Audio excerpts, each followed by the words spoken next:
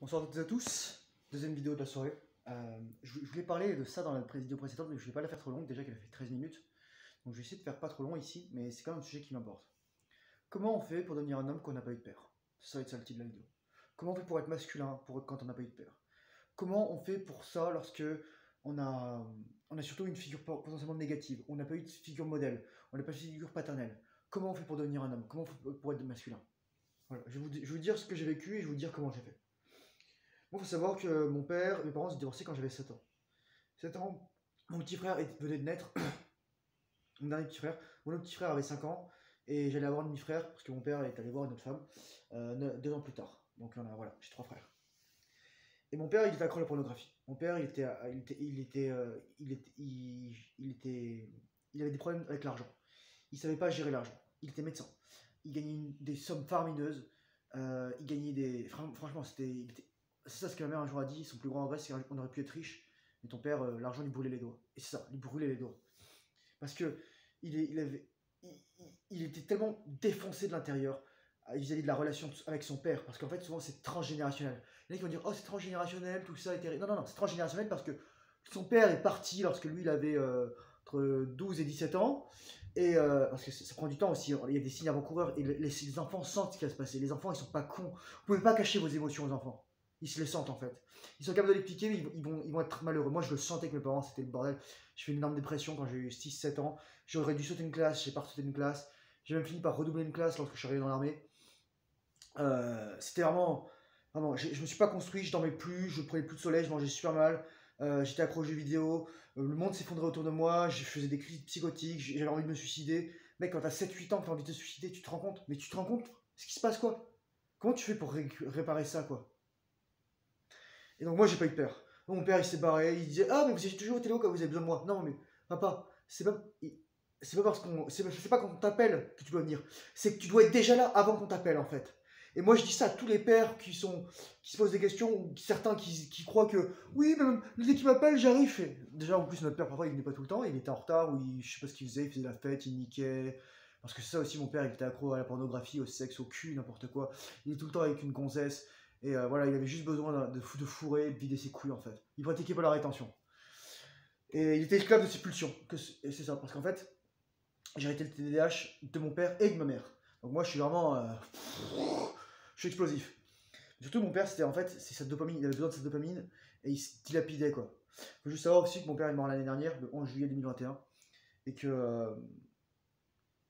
Ça faisait un an et demi que je ne lui avais pas parlé. Et ça m'a rendu triste, mais en même temps, je pouvais plus lui parler en fait. Parce que mon père, c'était quelqu'un d'extrêmement toxique, c'était quelqu'un de malade mental. C'est ce qui est le comble pour un médecin en fait d'ailleurs.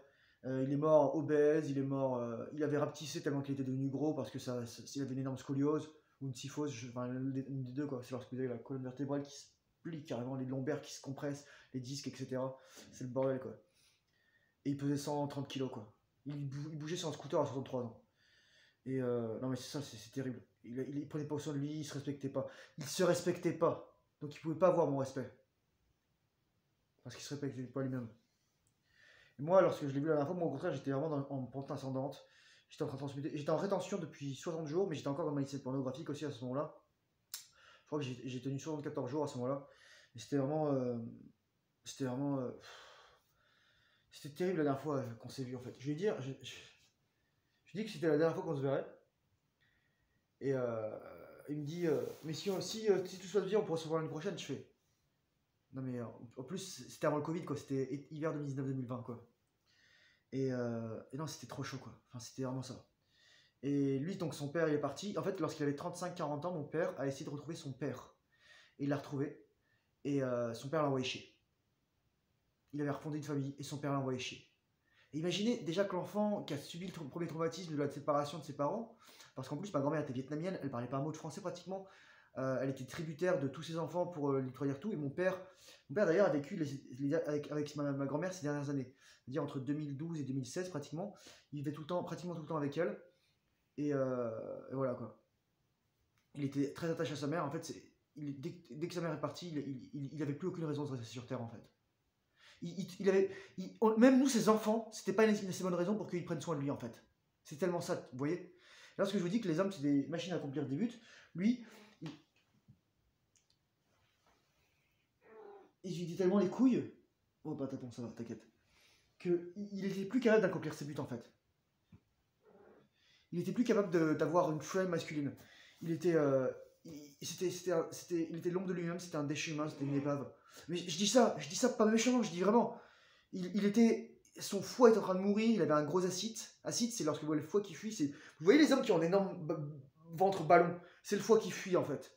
C'est le foie qui fuit à cause de l'excès de glucose, l'excès de fructose, fuite de protéines en fait. Ok, c'est pas qu'un bourrelet de gras, c'est vraiment une fuite de liquide.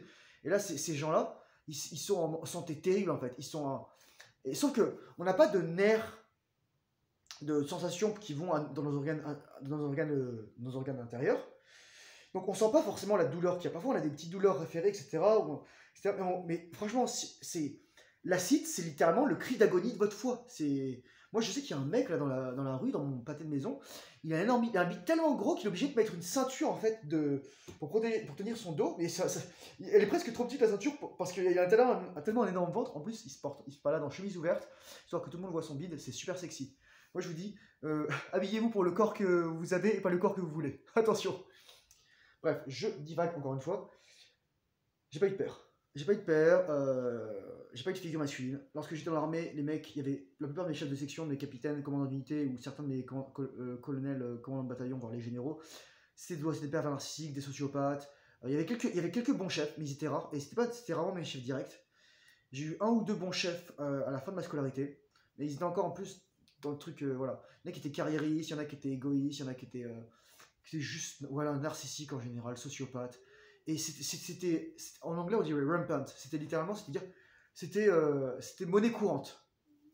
Parce que c'est un milieu ultra fermé. Saint-Cyr, c'est aussi un milieu ultra toxique. Et je dis en particulier vis-à-vis des femmes et vis-à-vis de certaines idées rétrogrades. Après, je dis franchement, bon, c'est quand même l'élite de l'armée française, c'est le corps des officiers. Mais c'est sûr que parfois, lorsque je vois des choses, je me disais, mais on est en 1600 quoi là, ou on est en 1200, ou on est en 500 avant Jésus-Christ. Parce que les idées, c'est pas une question de progresser sur toi, c'est une question de. Est-ce que t'es un être humain décent en fait? Est-ce que t'es pas un connard? Voilà. Et donc, même dans l'armée, j'avais pas ces figures en fait. J'ai quand même des potes qui étaient stables et tout. Et moi, j'apprends à mes amis, à mon meilleur ami, bon, je suis témoin de mariage et le témoin de divorce accessoirement, je lui apprends aussi à, par exemple, la rétention. Je lui dis, tu vois, dans ton couple, là, avant, la meuf, c'était le mec et toi, t'étais la meuf. Parce que lui, pareil, son père, c'est pas une figure masculine en fait. C'est un homme extrêmement bien, mais c'est pas une figure masculine.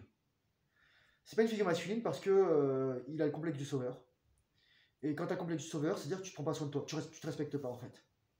Après, c'est un mec successful, il a de l'argent, c'est super bien, il est médecin, etc. Mais son père, malgré toutes ses réussites, n'est pas quelqu'un qui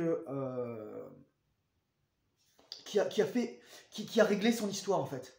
Qui a aussi, ça, je le sens en fait. C'est un monsieur très sensible. Et justement, au bout d'un moment, la sensibilité, vous la mettez au vestiaire et vous portez vos couilles, quoi. Portez vos couilles pleines de spermatozoïdes et pleines de testostérone, et c'est parti, quoi. Et c'est ça, en fait. Et moi, comment on fait maintenant pour sortir de ça? Voilà. Ça, c'était mon histoire. Moi, je vais vous dire, c'est simple, en fait. C'est admettre qu'il y a un problème. C'est admettre que vous êtes féminin. Admettre qu'il y a tout ça. Déjà, vous pouvez pas guérir si vous admettez pas qu'il y a un problème ou qu'il y a une maladie. Ok? Vous pouvez pas trouver de solution. Ensuite, dès qu'on a trouvé ça, c'est faire preuve d'humilité, c'est se dire, peut-être qu'il y a des gens qui veulent assumer moi, peut-être que ça va prendre du temps, peut-être que si, peut-être que je vais faire des erreurs, peut-être que je vais retomber, etc., peut-être que je vais rechuter. Et ça veut dire que vous offrez de l'amour, vous offrez de la compassion, vous faites preuve d'autocompassion envers vous-même. Vous dites, c'est pas de votre faute, tout ça, votre éducation, vos parents, mais maintenant, c'est votre responsabilité. À 20 ans, 25 ans, 30 ans, c'est là c'est là où les hommes se créent, en fait. C'est le creuset des hommes. Moi, je connais tellement de mecs qui passent à côté de ça, et ça devient des pervers narcissiques, ça devient des femmes, ça devient des esclaves de leur pulsion sexuelle, ça devient des mecs mariés, mais qui vont perdre leur femme à tout instant parce que la relation de couple, ils restent avec, parce qu'ils ont des enfants, mais voilà quoi. Moi, j'ai des amis comme ça, ils ont des enfants, mais la relation de couple, elle pue la merde. Enfin, ils sont là, voilà, ils pensaient que l'amour, c'était ça. Non, non, non. L'amour, l'amour, c'est un beau mythe en fait. On nous vend du rêve en fait. L'amour, c'est quelque chose d'abord. C'est lorsque il y a un équilibre entre la masculinité et la féminité. C'est-à-dire la féminité de la femme et la masculinité de l'homme. C'est pas lorsque les mecs t'arrosent de cadeaux et fais tout pour te retenir et toi t'as juste envie c'est de te barrer de le tromper quoi. Ok. Donc pour terminer rapidement, parce que là elle va faire 10 minutes la vidéo, c'est ça. C'est d'abord admettre qu'il y a un problème. Ensuite c'est rétention les gars. Pourquoi rétention? Parce que Vous n'êtes plus l'esclave de votre désir sexuel. Vous ne courez plus après les nanas. Vous ne courez plus après le fait de vous vider les couilles. Vous vous respectez. Vous arrêtez de mater de la pornographie. Vous arrêtez de fumer de la weed. Vous arrêtez de fumer la cigarette. Vous arrêtez de boire de l'alcool. Vous mangez bien. J'ai fait une vidéo sur la diète optimale. Mangez comme ça. Et c'est la meilleure diète pour avoir du muscle. Voilà. Moi, je vous le dis, franchement, je suis en meilleure shape que quand j'étais dans l'armée. C'est pour vous dire vraiment. Et pourtant, là, j'ai un genou pété, 3 opérations chirurgicales, 1 an et demi sans pouvoir marcher, chaise roulante, béquille, pompe à morphine. Franchement, j'ai croqué, quoi. Addiction à l'alcool. J'étais alcoolique, les gars, j'étais accro à la pornographie. Je suis pas doué heureusement, mais j'étais accro aux jeux vidéo. Enfin, j'avais une vie de merde, ma vie c'était de la merde. Et une fois que vous reconnaissez ça, vous arrêtez de jouer aux jeux vidéo, vous arrêtez l'alcool, vous arrêtez les addictions, vous mangez bien, vous respectez. Et lorsque vous vous respectez, le monde vous respecte, l'univers vous respecte. Et la rétention, c'est le passage premier. Ensuite, vous allez voir des figures masculines. Vous admettez que ces mecs, parfois, ils vont heurter votre ego, heurter vos feelings, heurter vos sentiments. Parfois, ils vont dire des choses vraiment qui sont borderline, offensive. Mais c'est ça. Vous allez voir des mecs qui sont des militaires, vous allez voir des mecs qui sont des mecs successful. Mais sans être toxique. Sans être toxique. Ça veut dire qu'un mec qui vous dit, pour être un mec, tu dois cracher sur les femmes, il a rien compris. Ça, c'est la red pill, ça, c'est vraiment ça. Non, pour être un mec, tu dois être un mec avec les femmes. C'est-à-dire que tu dois respecter la femme. Mais si elle te traite comme une merde, bah, tu lui dis très gentiment, boundaries, tu lui dis d'aller se faire cuire un œuf, quoi. Tu l'envoies chier. Tu te respectes, en fait. Tu t'adaptes à la situation. Et la capacité de s'adapter à la situation, de garder une frame, un cadre masculin, quelle que soit la situation, avec la capacité à gérer ses émotions, à les digérer, et c'est trop drôle en plus, digestion, gestion, gérer et digérer ses émotions, à sortir la substantifique moelle de ce qu'il faut, comment il faut réagir, c'est-à-dire si on vous provoque, ok, soit vous dites très gentiment, vous dites sérieusement, mais vous pouvez même rire, si tu continues à me parler comme ça, je vais te mettre une droite. Et là les gens ils vont dire, hey, ils vont pas prendre ça, mais en même temps ils vont se dire, waouh, il est pas en colère mais il me menace, donc qu'est-ce qui se passe en fait?